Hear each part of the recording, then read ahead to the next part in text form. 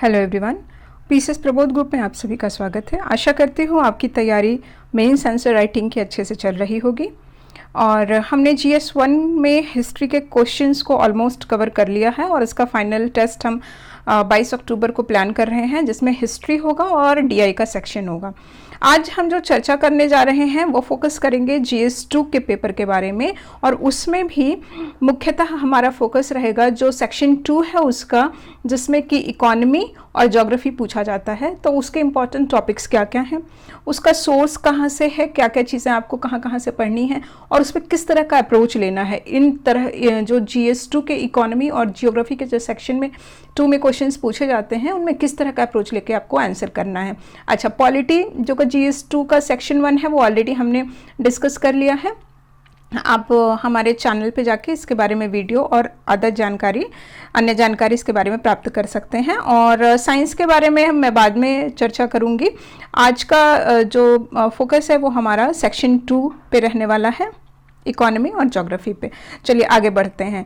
तो आज मैं आपको ऐसा करती हूँ कि जो इम्पोर्टेंट टॉपिक्स है सेक्शन 2 के इकोनॉमी और ज्योग्राफी के सारे इम्पोर्टेंट टॉपिक्स बताती हूँ, और ध्यान से सुनिएगा। मैं उस टॉपिक्स में आपको कैसे क्या अप्रोच करना है, किस डायमेंशन को ज़्यादा कवर करना है, और उसके एक तरह से सब टॉपिक, उसके अंदर में आपको क्या क्या चीज़ें पढ़नी है, सारी चीज़ें तो नहीं पढ़नी है ना, किन किन सब टॉपिक्स पे आपको फोकस करना है, मैं वो भी आपको एक डिटेल ओवरव्यू बताती चलूँगी। लिखने में चूँकि बहुत टाइम लगता है, इसलिए मैंने केवल जो इम्पोर्टेंट कह लीजिए थीम है मैंने बस वही कवर की है। तो शुरू करती हूँ। सबसे पहला जो इम्पॉर्टेंट होता है इकोनॉमी और ज्योग्राफी वाले सेक्शन में वो एग्रीकल्चर होता है। अब उस एग्रीकल्चर के बहुत सारे डायमेंशन से बहुत सारे आयाम हैं जो कि आपको कवर करना है। सबसे पहला तो ये हो जाता है कि जो इसका प्रॉस्पेक्ट है प्राइमरी सेक्टर का, वो इंडिया और बिहार की इकोनॉमी में क्या है। तो आप समझ रहे हैं ना, प्राइमरी सेक्टर मुख्यतः ये जो हमारी एग्रीकल्चर, हॉर्टिकल्चर, इन सारी चीज़ों का होता है। तो इसका क्या प्रॉस्पेक्ट है इंडियन इकोनॉमी में और बिहार इकोनॉमी में। अच्छा, अचीवमेंट हमारे एग्रीकल्चर सेक्टर का क्या रहा है 1947 टू 2021 बिहार और इंडिया दोनों का। प्रोडक्शन और प्रोडक्टिविटी, इसका क्या ट्रेंड रहा है, इस पर प्रश्न पूछा जा चुका है बीपीएससी में। अच्छा, एग्रीकल्चर बैकवर्डनेस जो है इंडिया और बिहार दोनों के पर्सपेक्टिव में, उसका क्या कारण है, उसको दूर करने के उपाय। एग्रीकल्चर मार्केटिंग का एक बड़ा क्षेत्र है जिस पे प्रश्न पूछे जा सकते हैं, जैसे ई नाम है, और आज के दिनों में बहुत सारी जो टेक्निकल डेवलपमेंट हो रहे हैं एग्रीकल्चर मार्केटिंग को लेकर के। इवन जो तीनों किसान बिल जो लाए गए थे और पर उन्हें वापस ले लेना पड़ा, उसकी भी चर्चा इस परिप्रेक्ष्य में किया जाता है, क्योंकि वो एग्रीकल्चर मार्केटिंग से रिलेटेड थे, उसमें बदलाव लाने के लिए बने हुए थे। उसके बारे में भी एक नज़र डाल लीजिए। एग्रीकल्चर एक्सपोर्ट की क्या स्थिति है, स्पेशली बिहार में, चूँकि बेगूसराय ही है जो थोड़ा बहुत एक्सपोर्ट कर पाता है, और तो कोई है नहीं जो कि मैंने पूरे बिहार के मैप पे हो। तो एग्रीकल्चर एक्सपोर्ट की क्या स्थिति है इंडिया और बिहार दोनों के परिप्रेक्ष्य में। अच्छा, डबल फार्मर की इनकम को डबल करना था 2022 तक, तो उसका क्या हुआ, क्या क्या मैंने कमियां रह गई, क्या क्या सुझाव हैं, और किस कमेटी ने उसे सजेस्ट किया था। ठीक है, और बहुत सारी कमेटी बैठी होंगी जिसने कि एग्रीकल्चर में रिफॉर्म चेंजेस लाने के लिए समय समय पे बहुत सारे सुझाव दिए हैं। तो उन सारी कमेटीज़ का एक जगह आप कलेक्शन बना लीजिए। इरिगेशन की क्या प्रॉब्लम है, क्या इश्यूज़ हैं, हम इजराइल से सीख रहे हैं माइक्रो ड्रिप इरिगेशन टेक्निक, तो इस तरह की जो नई टेक्नोलॉजी आ रही है उसके बारे में। एमएसपी क्या है, सब्सिडी क्या है, डिफरेंट टाइप्स ऑफ सब्सिडी क्या है। WTO से भी हमारा पंगा सब्सिडी को लेके होता रहता है, उसके बारे में भी आप देख लीजिए कि क्या है एक्चुअल में इशू क्या है, कि WTO हमेशा इंडिया को सब्सिडी के मामले में क्यों टोकता रहता है। और बिहार की जो गवर्नमेंट स्कीम है एग्रीकल्चर से रिलेटेड, उसके बारे में चर्चा। तो आपका एग्रीकल्चर का ये डायमेंशन पूरा हो जाता है। दूसरा टॉपिक मैं आपको बताने जा रही हूँ ग्रीन रिवॉल्यूशन का। तो जो ग्रीन रिवॉल्यूशन वाला जो टॉपिक है उसमें भी है कि पहला green revolution, second green revolution, Bihar के परिप्रेक्ष्य में इसकी क्या भूमिका रही, बिहार में पहला वाला जो ग्रीन रिवॉल्यूशन क्यों नहीं सक्सेसफुल हो पाया है। और माननीय हम मुख्यमंत्री नीतीश कुमार जी का अब इस पे बहुत योगदान है कि वो गंगा के किनारे ऑर्गेनिक फार्मिंग और इस तरह की चीज़ों को डेवलप करने पे फोकस कर रहे हैं। उन सारी चीज़ों का क्या प्रॉस्पेक्ट है, तो ये हो गया इसका। और क्या क्या कारण और आउटकम रहे ग्रीन रिवॉल्यूशन के, और डेवलपमेंट एंड प्रॉस्पेक्ट मैंने बता दिया कि बिहार में इसके क्या क्या हो सकते हैं। दूसरा चीज़ हो गया कि एक फूड प्रोसेसिंग इंडस्ट्री, और हमारे बिहार में तो इसका बहुत ज़्यादा संभावना है, क्योंकि हम लोग कि यहाँ पे जो मतलब फूड, रॉ फूड जो है वो बहुतायत में हम लोग उपजाते हैं, लेकिन उसकी प्रॉपर मार्केटिंग नहीं कर पाते हैं। इस वजह से बहुत सारा अनाज, 30% अनाज जो है वो हमारा वेस्ट हो जाता है।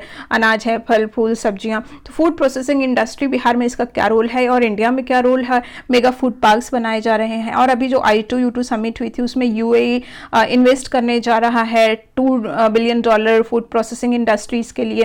तो इस पे आप एक बार नज़र मार लीजिए और क्या क्या स्कीम्स लाई जा रही हैं फूड प्रोसेसिंग इंडस्ट्री के लिए। स्पेशली बिहार में तो भी बहुत ज़्यादा जोर दिया जा रहा है इस पे, इसलिए ये टॉपिक इम्पॉर्टेंट हो जाता है। अच्छा, इसके बाद में आता है कि फूड सिक्योरिटी। फूड सिक्योरिटी का मतलब, फूड सिक्योरिटी आप कैसे डिफाइन करेंगे, और जब फूड सिक्योरिटी डिफाइन कर लेंगे तो उसके अंतर्गत कौन कौन से लॉ है, जैसे नेशनल फूड सिक्योरिटी एक्ट 2013 है, डेटा क्या क्या है, इसकी स्कीम्स इसके अंतर्गत में क्या क्या है, इम्पॉर्टेंस क्या है, और इसका ग्रोथ मतलब हम कैसे देखते हैं कि आगे आने वाले भविष्य में हम अपनी बढ़ती हुई जनसंख्या को कैसे कह पाएंगे कि हाँ फूड सिक्योरिटी इज़ अवेलेबल। तो उसके लिए क्या क्या साइंस और टेक्नोलॉजी की मदद से क्या क्या सोल्यूशन ढूंढे जा सकते हैं। तो ठीक है, डेफिनेशन हो गई आपकी इसकी। अच्छा, इश्यूज़ क्या क्या आए जब कोविड-19 हुआ और हमारी गवर्नमेंट ने क्या स्टेप्स लिए हमारी जनता को अनाज उपलब्ध कराने के लिए, ताकि कोई भूखे पेट ना सोए। और इंटरनेशनल इश्यूज़ क्या हैं, जैसे मैंने बताया WTO की क्या प्रॉब्लम्स होती हैं जब हम ये सब्सिडी और जो हमारे यहाँ पे PDS सिस्टम है उसको लेकर के, मतलब जो अनाज हम उपलब्ध कराते हैं जनता को सब्सिडाइज्ड रेट पे, तो WTO हमेशा उसे क्रिटिसाइज़ करता है, क्यों? अच्छा, बिहार की जो गवर्नमेंट स्कीम्स हैं उसके बारे में चर्चा करनी है आपको फूड सिक्योरिटी के अंतर्गत। और हाँ, आपको पता होगा कि हमारे यहाँ पे अभी जस्ट ग्लोबल हंगर इंडेक्स आया है और हम उसमें पाकिस्तान और बांग्लादेश से भी नीचे हैं। तो क्या कारण है उसका, उसमें भी आप ये बताइए कि इवन दो कि हम अनाज बहुत उपजाते हैं, उपलब्धता है, लेकिन लोगों तक पहुँच नहीं पाता है, तो उसकी क्या प्रॉब्लम है? न्यूट्रिशनल क्राइसिस क्यों है, क्यों हम ग्लोबल हंगर इंडेक्स में इतने नीचे जा रहे हैं? ओके, तो अच्छा, ये टॉपिक हो गया। इसके बाद है इंडस्ट्री का। ओके, तो इंडस्ट्री भी एक वास्ट पोर्शन हो जाता है जिसे कि आपको नहीं छोड़ना है।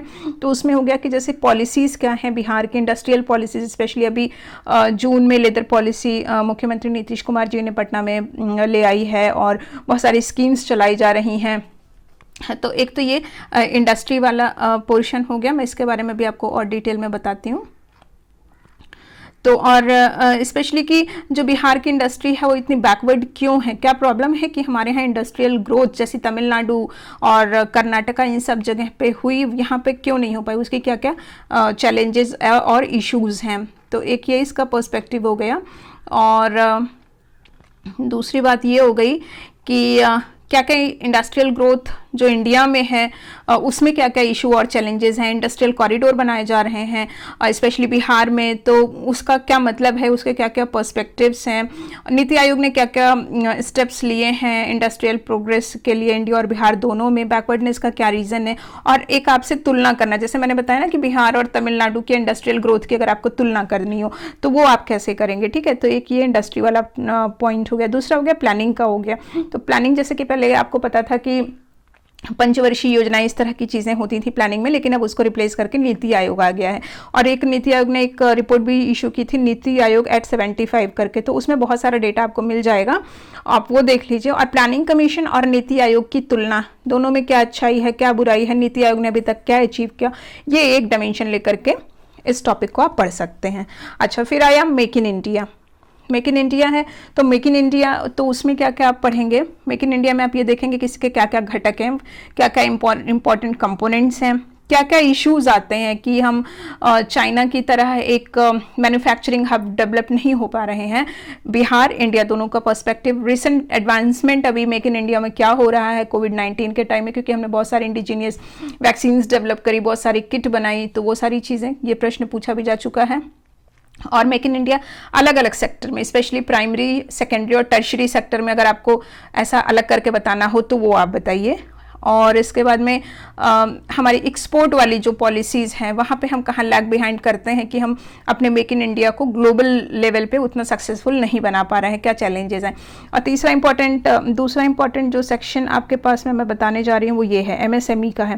तो MSME को अभी जैसे प्री में भी डेफिनेशन पूछ ली गई थी कि MSME को डिफाइन करिए। ठीक है, तो आपको सिंपल कि आप MSME के डेफिनेशन बताइए और एमएसएमई की डेफिनेशन बताते हुए कि मतलब पोस्ट कोविड एमएसएमई के बारे में क्या क्या ग्रोथ हुई है, क्या क्या चैलेंजेस हैं, और अभी क्या रिसेंट पॉलिसी आई है, क्या स्कीम्स हैं, एमएसएमई कैसे कंट्रीब्यूट करता है 5 ट्रिलियन इकोनॉमी में, और बिहार की उद्यमी योजना है और महिला उद्यमी योजना है, और 7 निश्चय 2 में भी इसके ऊपर फोकस किया जा रहा है। तो उन सारी चीज़ों के बारे में आपको हाईलाइट करना है। और चूंकि हमारे यहाँ एमएसएमई का स्कोप ज़्यादा है बिहार में, इसलिए ये इस पर्सपेक्टिव पे इम्पॉर्टेंट हो जाती है। अच्छा, एक टॉपिक, चूंकि ये वाला जो सेक्शन है इसके लिए आपको अलग से ज्योग्राफी पढ़ने की कोई ज़रूरत नहीं है। जैसा मैंने देखा कि पास्ट में और अभी में क्या ट्रेंड है कि करंट से मिला करके वो जो ज्योग्राफी वाला सेक्शन पूछते हैं। लेकिन यहाँ पे आप एक चीज़ ये तैयार कर लीजिए, थोड़ा बिहार से आपने प्री पढ़ा होगा, आपको तैयार भी होगा, लेकिन forest, industry, mineral resources, India Bihar दोनों के कभी कभी मैप बना के, या इन द सेंस की नॉर्मल डिस्क्रिप्शन पूछ लेता है। एक बार शायद मैंने देखा है कि इंडस्ट्रीज़ के बारे में बताइए जो भी इंडिया में है, एक्सक्यूज़ मी, और उनका रीज़न बताना था कि वो बैकवर्ड क्यों है और क्या क्या सोल्यूशन हो सकता है। तो सेम उसी तरह की मिनरल रिसोर्सेज बिहार में कहाँ कहाँ पे हैं और इंडिया में कहाँ कहाँ पे हैं, और फॉरेस्ट का टाइप क्या है, और मानसून इसके साथ साथ। तो एक ये जो है geography related point of view से ये क्वेश्चन आप तैयार कर लीजिए, टॉपिक तैयार कर लीजिए। हाँ, दूसरी चीज़ जो आती है वो ये आती है कि पावर्टी की। तो आई गेस कि पावर्टी और अनएम्प्लॉयमेंट इस बारे में इस साल में काफ़ी इंपॉर्टेंट होने जा रहा है, क्योंकि डेमोग्राफिक डिविडेंड मैंने पॉपुलेशन से रिलेटेड चीज़ें पूछी जा चुकी हैं। तो हम देखते हैं कि पावर्टी का क्या क्या डायमेंशन हो सकता है। सबसे पहले तो आप इसको डिफाइन करिए, इसे मेजर कैसे करते हैं, इसका एस्टिमेशन कैसे होता है, इन सारी चीज़ों के बारे में चर्चा करिए। अभी तक जो स्कीम्स लाई गई हैं उसके बाद में भी हम इतना पुअर क्यों परफॉर्म कर रहे हैं। मल्टी डिमेंशन जो national multi dimensional poverty index आया उसमें बिहार की रैंक इतनी पुअर क्यों है। एक तो ये चीज़ हो गई, और दूसरी हो गई कि ये हमारा जो है एसडीजी, तो एसडीजी को आप डिफाइन करिए, हमारी वहाँ पे रैंकिंग क्या है। हाँ, तो एसडीजी के बारे में चर्चा कर लीजिए कि हमारी रैंकिंग क्या है और हम इतना पुअर क्यों परफॉर्म कर पा रहे हैं अदर नॉर्डिक कंट्रीज़ के कंपैरिजन में। ओके, फिर बात आती है स्किल डेवलपमेंट की। तो स्किल डेवलपमेंट पे बहुत फोकस किया जा रहा है, उसके बारे में गवर्नमेंट की क्या क्या स्कीम्स चलाई जा रही हैं, और बिहार और इंडियन गवर्नमेंट दोनों की। डेमोग्राफिक डिविडेंड आप तैयार कर लीजिए, पूछा जा चुका है लेकिन फिर भी आप तैयार कर लीजिए। अच्छा, अनएम्प्लॉयमेंट बहुत महत्वपूर्ण हो सकता है इस बार पोस्ट कोविड में और कोविड के पहले सबकी तुलनात्मक एक अध्ययन और उनकी स्टडी, और क्या कारण है कि हम अभी भी एम्प्लॉयमेंट देने में उतने मतलब कह लीजिए कि नहीं, लोगों को जॉबलेस ग्रोथ जो कहा जाता है, एग्जैक्ट टर्म यह है कि जॉबलेस ग्रोथ हमारे यहाँ पे हो रही है। हम बनने जा रहे हैं one of the top most economy, लेकिन इसके बाद भी अनएम्प्लॉयमेंट बहुत ज़्यादा है।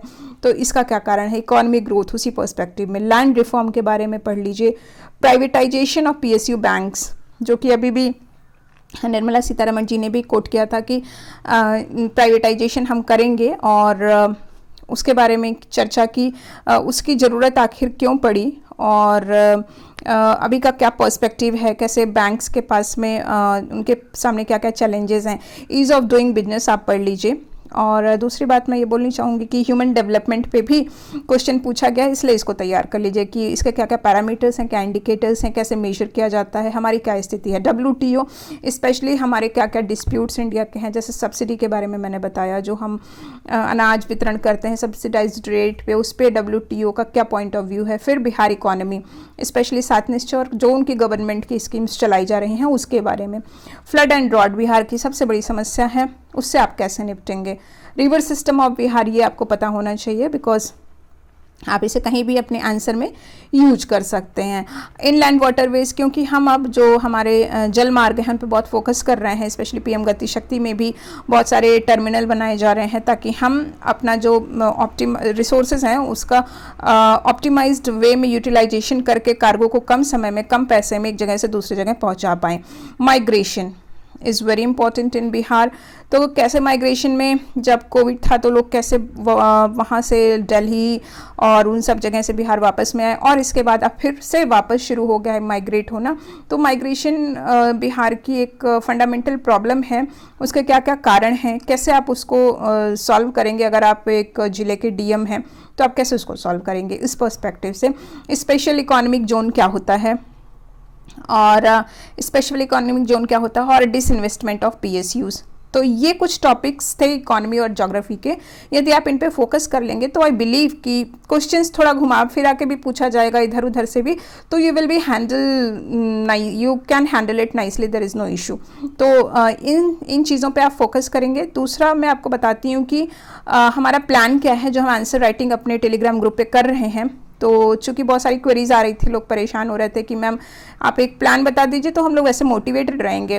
तो हमारा प्लान ये है, जैसे मैंने पहले बताया आपको, कि हम 22 अक्टूबर को एक टेस्ट करने वाले हैं हिस्ट्री और डीआई का। हिस्ट्री का सेक्शन लोगों ने लिख लिया है पूरा। आप ये टारगेट रखिए कि नवंबर 17 तक हम GS2 जो है वो अपने जो टेलीग्राम ग्रुप है वो आंसर राइटिंग का पूरा कर लेते हैं, जिसमें पॉलिटी भी होगी, जियो, इकोनॉमी और साइंस वाला भी सेक्शन होगा, ठीक है। और हम GS2 का जो फुल टेस्ट लेंगे वो या तो 18, 19, 20 नवंबर में किसी दिन प्लान कर लेंगे, बिकॉज 19, 20 में कुछ सैटरडे संडे पड़ रहा है, तो उसके अराउंड वी विल प्लान। देखते हैं कैसी उपलब्धता रहती है। और एक्सक्यूज मी, तो हम ये टारगेट रख रहे हैं कि अक्टूबर 17 टू नवंबर 17, मैंने आज से 1 महीने तक हम अपना जो है डेली 1 या 2 करंट का क्वेश्चन करेंगे, डेली करेंगे। I will post in the Telegram group daily, इधर मॉर्निंग और नाइट जैसे भी होता है, और आप उसी हिसाब से 24 घंटे आप ले लीजिए लिखने के लिए। 1 या 2 क्वेश्चन हम करेंगे, ठीक है, रोज करेंगे अब आज से। और दूसरा क्या करते हैं कि हम ये टारगेट रखते हैं कि हम नवंबर के अंत तक आते आते, जैसे मैंने यहाँ 17 रखा है, या 19-20 नवंबर तक हम अपना एक राउंड का GS1, GS2 और ऑप्शनल कवर कर ले जाएं। एक बार तो सारे क्वेश्चंस लिख लें, पढ़ लें, उससे संबंधित सारे मुद्दे जुटा लें। तो ये हो गई बात। अब देखिए, अब जो हमारे पास सोर्स हैं, ओके, तो सोर्स क्या क्या है आपको, जो GS2 का ज्योग्राफी और इकोनॉमी वाला सेक्शन है उसे आप कहाँ से करेंगे। सबसे पहले आप NCERT पढ़ डालिए, उसमें आपको बेसिक अंडरस्टैंडिंग हो जाएगी पॉवर्टी, अनएम्प्लॉयमेंट, इन सारी चीज़ों की। एक मोटा मोटा हिसाब किताब बैठ जाएगा, ह्यूमन डेवलपमेंट, इन सारे का एक आपका बेसिक बन गया। अब उसके आप ऊपर क्या क्या सजाएंगे, आप इकोनॉमिक सर्वे पढ़ लीजिए, बजट पढ़ लीजिए, इंडिया बिहार दोनों का। अच्छा, अब ये आपकी सुविधा के ऊपर है, आप इसे किसी, जैसे आते हैं ना शॉर्ट या क्रिस्प नोट आता है इकोनॉमिक सर्वे पे, बजट पे, आप वहाँ से डेटा उठा लीजिए, और कुछ जो गवर्नमेंट की महत्वपूर्ण योजनाएं हैं उनको आप कलेक्ट कर लीजिए। तीसरी चीज़ ये करिए कि जो गवर्नमेंट की वेबसाइट होती हैं, या ट्विटर हैंडल है, या जो भी आप सोशल मीडिया यूज करते हो, वो गवर्नमेंट के वेबसाइट या उनके सोशल मीडिया पे जा करके रिलेवेंट डेटा, स्कीम्स के बारे में, कुछ योजनाएं आ रही हैं, कुछ कहीं नए लोकार्पण किए जा रहे हैं, तो उन सारी चीज़ों पे आप हमेशा अपनी नज़र बनाए रखिए। और इसका एक और सोर्स ये है मेंस 365, तो विजन IAS कराता है, अभी इन्होंने रिलीज़ की थी UPSC के मेंस एग्जाम से जस्ट पहले।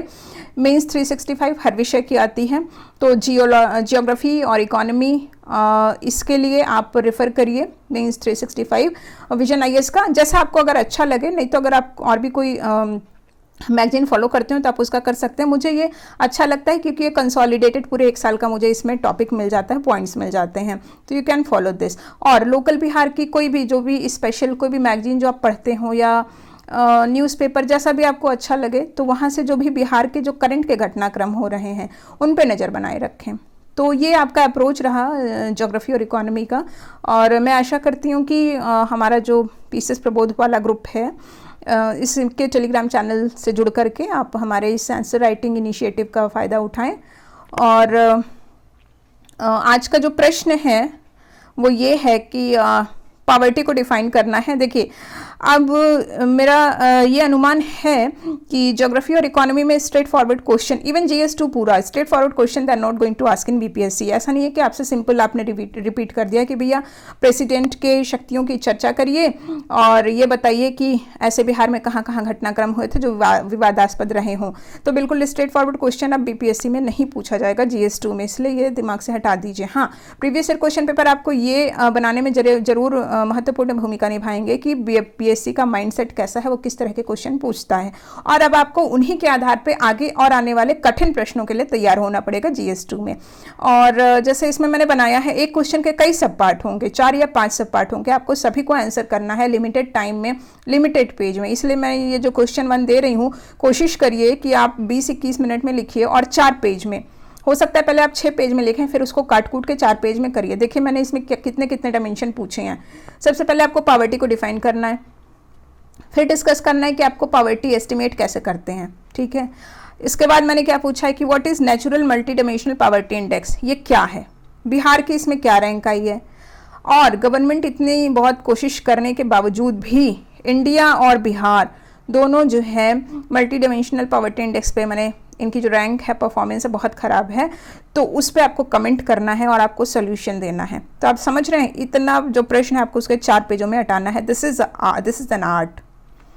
चलिए, तो आप कोशिश करिए कि इस तरह के क्वेश्चंस को आप अप्रोच कर सकें। दूसरा प्रश्न देखते हैं। दूसरा प्रश्न आज का वो ये है कि वुमेन एम्पावरमेंट जो है वो इंडिया में why it is so critical, ठीक है। क्या कारण है कि विमेन एम्पावरमेंट जो हमारा महिला सशक्तिकरण है वो इतना मतलब अभी भी सही मायने में हम ये नहीं कह सकते हैं कि महिलाएं सशक्त हो गई हैं हर फील्ड में। You have to justify. और इसके बाद में आपको डिस्कस करना, in this context discuss world gender gap report 2022 and explore the reasons of poor performance of India in this report. और महिलाओं की स्थिति भारत में वर्ल्ड जेंडर गैप रिपोर्ट 2022 के अनुसार कैसी है और उसके क्या कारण हैं जो कि इंडिया का इतना पुअर परफॉर्मेंस रहा है। तो ये आज का हमारा प्रश्न है और आगे चलते हैं। हाँ, मैंने जैसे आपको बताया पॉवर्टी का, तो देखिए पॉवर्टी आज आप ये प्रश्न करेंगे और उसके क्या क्या अप्रोच को आप तैयार रखेंगे। तो उसमें है कारण है, टाइप्स हैं, डेफिनीशन है, एस्टिमेशन है, मल्टी डायमेंशनल पॉवर्टी इंडेक्स है, इंडिया बिहार रैंक, इंडिया की इतनी पुअर परफॉर्मेंस क्यों है, इम्पैक्ट ऑफ पॉवर्टी क्या होता है, क्रिटिकल असेसमेंट आप करिए पॉवर्टी का, रीजन ऑफ फेलियर की गवर्नमेंट की इतनी स्कीम्स चलाई जा रही है, इसके बाद भी पॉवर्टी अभी तक हटी नहीं है।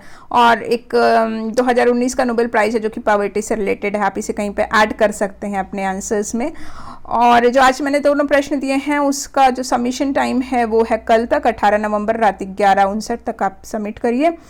और तो जैसा कि मैंने आपको बता दिया है, हमारा ये वाला जो प्रोग्राम मैंने प्लान है हम इसी पे स्टिक रहेंगे और कोशिश करूँगी कि मैं टेलीग्राम ग्रुप पे ही प्रश्न रोज़ पोस्ट कर दूँ और आप अपने उत्तर वहीं पे हमें दें। चलिए, आशा करती हूँ हमारे इस इनिशिएटिव से आप सभी को लाभ हो और उम्मीद करती हूँ कि आप भी सेलेक्ट हों और हमारे इस ग्रुप से जुड़ करके हमारी इस पहल को आगे बढ़ाएं। और अंत में मैं स्पेशली रुचिला रानी मैम को बहुत बहुत धन्यवाद देना चाहूँगी। उनके हिस्ट्री ग्रुप में बहुत सारे लोग हैं और वो बहुत मेहनत से क्वेश्चंस रोज़ पोस्ट करती हैं। Even she had conducted a test also yesterday और वो मुझसे हमेशा बात करके पूछती रहती हैं, मैम कैसे क्या क्या आगे करना है। तो निस्वार्थ भाव से यदि कोई आपको रास्ता दिखा रहा है तो it's I have no words for her. चलिए, बहुत बहुत धन्यवाद।